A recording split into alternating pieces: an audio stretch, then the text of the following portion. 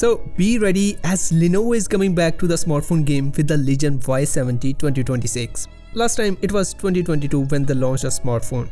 The handset is already confirmed to launch on the 19th of May. However, the handset is already unboxed and we even received some teasers revealing it will get an almost blinding display brightness and also a possible price tag. So let's get started. So let's first start with the real life look, as Lenovo has already sent some units to reviewers.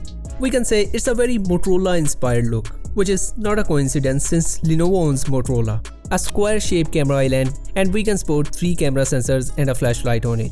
On the front, compared to the 2022 Legion Y70, this newer model has noticeably slim bezels.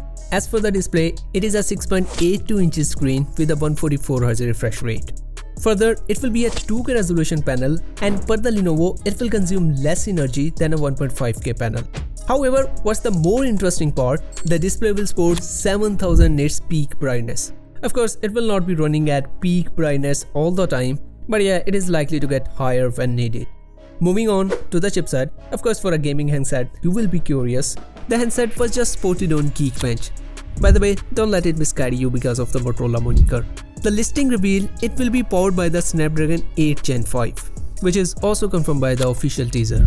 So this is slightly less powerful chip than the 8 Elite Gen 5 used on the redmagic 11 series, but you will be able to play any game and app.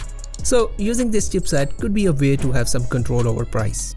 Further, there is said to be 12 gigs of RAM and 256 gigs of storage. Now, in terms of other features, the handset will support some AI features, and the teaser confirmed a whopping 8000 mAh battery with 90-watt fast charging support. Now, for the pricing, it is rumored to have a price tag of around 39.99 Chinese yuan. So what do you think about the Lenovo Legion Y70? Drop your thoughts below in the comment section, and I will see you in the next video. Until then, take care.